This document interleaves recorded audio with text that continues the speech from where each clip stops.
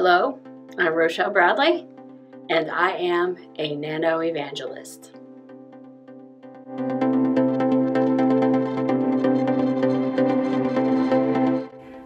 NaNoWriMo to me was the beginning of my career as an author. I had no idea what I was doing. The library was overwhelming, the internet was overwhelming. So I had a friend who said, "Hey, have you tried NaNoWriMo?" And I was like, "No, never heard of it." National Novel Writing Month. It is where I found my tribe, where I found my genre, my vibe. It's amazing. So if you're considering writing, you got a story in your head like I did, join NaNoWriMo. Find your region.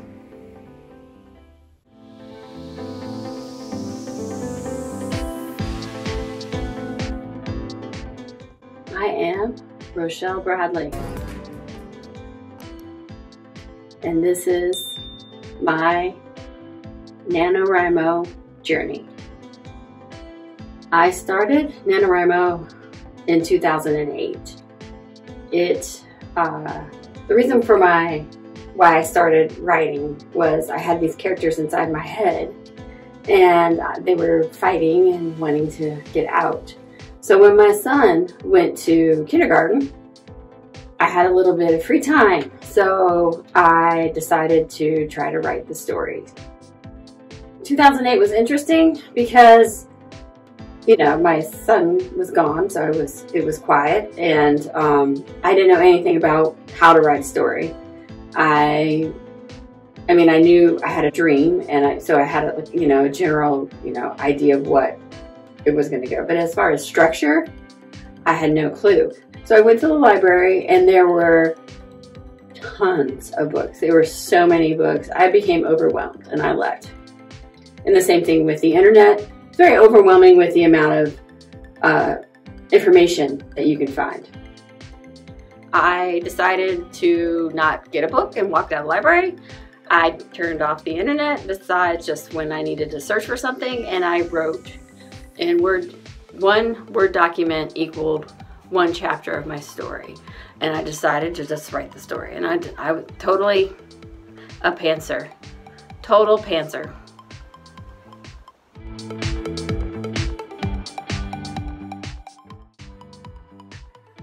When I first began writing my dreams, when I did Nano for the first time, I just was basically writing to purge my head of the people who were up in there fighting to get out. And it does work to alleviate the voices once they have their say. So my first NaNoWriMo was, I didn't realize I wrote romance until somebody said, "Oh yeah, you characters have happily ever afters." And they also have a lot of humor in them. That's just me. I like to encourage people and bring joy. And so that's how I write. And so it was a love story, but it was also they were kidnapped, and they were forced to work. It was kind of a suspense in a way, different from what I have actually published. But it was good to write it, just to get it out of my head. And so there's also camp in April and July, which is what I used to kind of finish some of the ones I didn't finish. But each November, 50,000 words.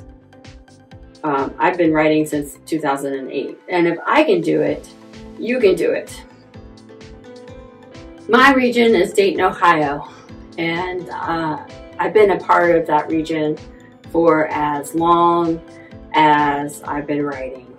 I have joined other regions because I have friends in other regions, and just so that I can communicate and encourage people. That's the main reason I like NaNoWriMo.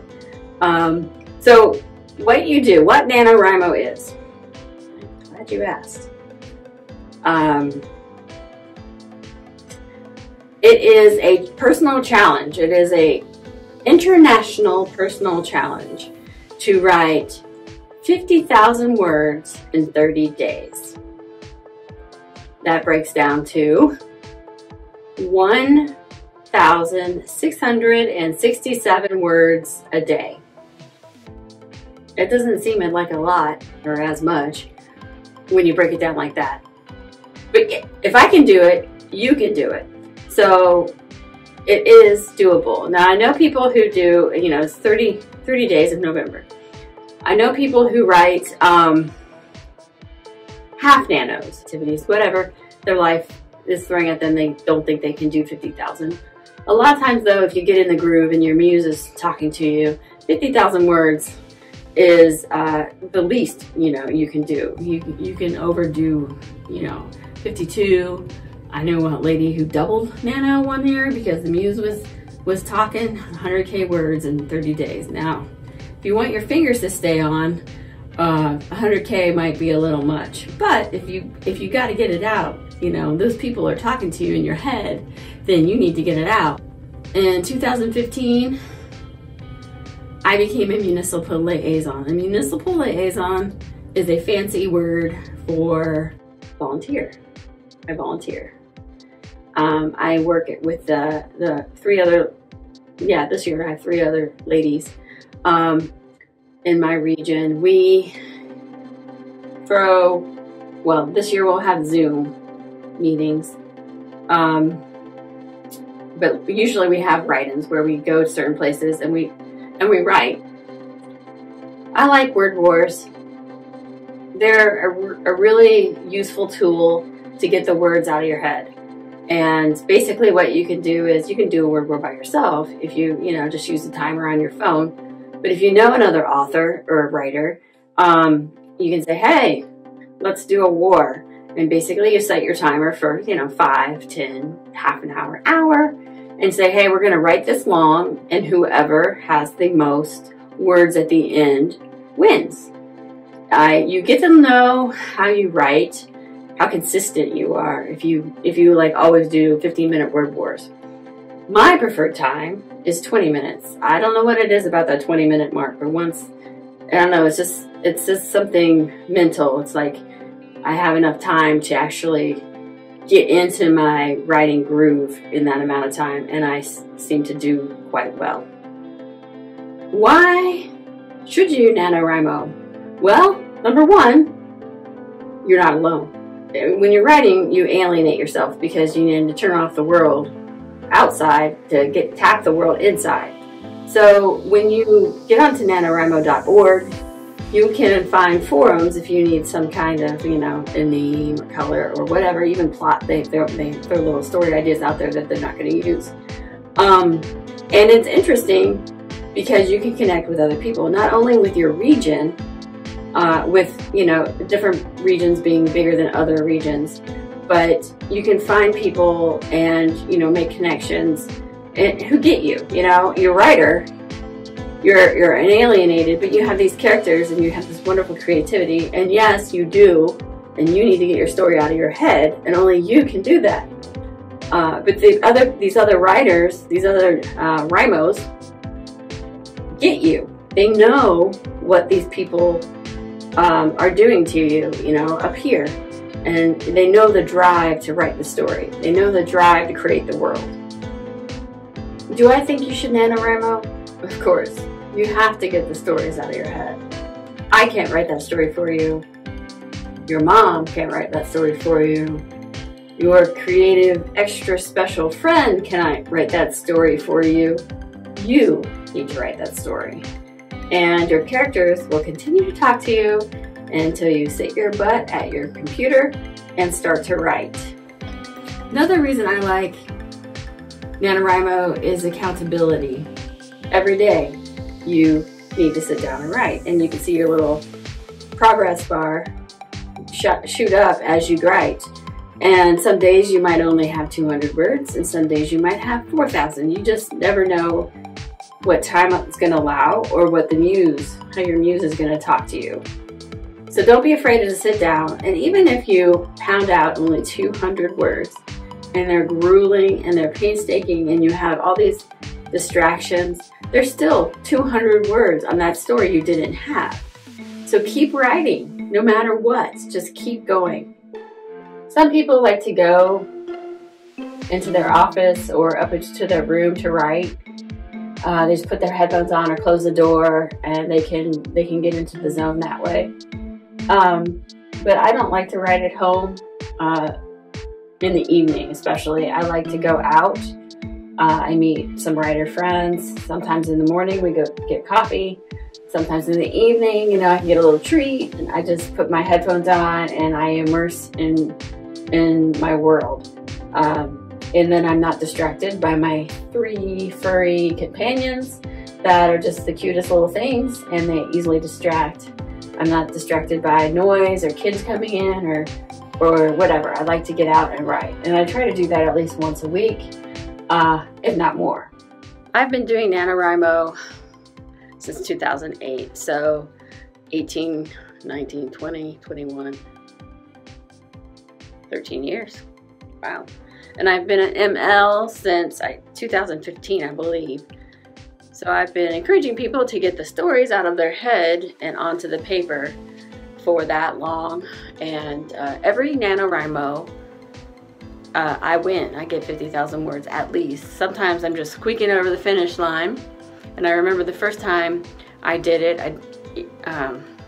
I didn't know if I can make 50,000 words. So I remember I didn't write any contractions. Oh my God, the editing was horrible on that sucker. I mean, it sounded so formal and disjointed. I am. Do not. You know, it was horrible. But, you know, I got over the 50,000 mark. And so I thought, well, you know what, if I can do it this time, the next time maybe I'll try to beat that number. So I tried to do that for a few years, and I got up to 52K, and then I was just like, this is crazy, I'm typing my fingers off. But it was a great experience to get the stories out of my head. Now, were the stories completed? No, they're going to be full-length novels. So I had to work on, you know, another 20,000 to 50,000 words, depending on what kind of story it is. How I prepare for NaNoWriMo is, I'm a pantser, so I don't.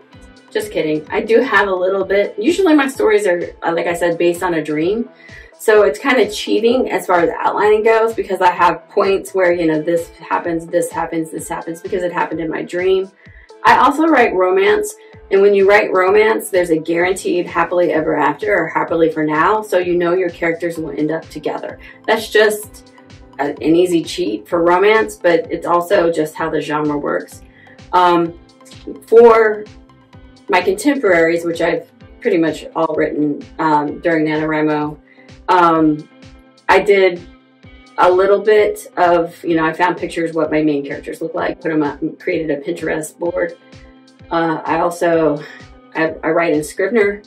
I also pinned, there's like a little character slot, and I put their picture in there so that I can recall it, so I get my eyes straight and my hair color, personality kind of thing.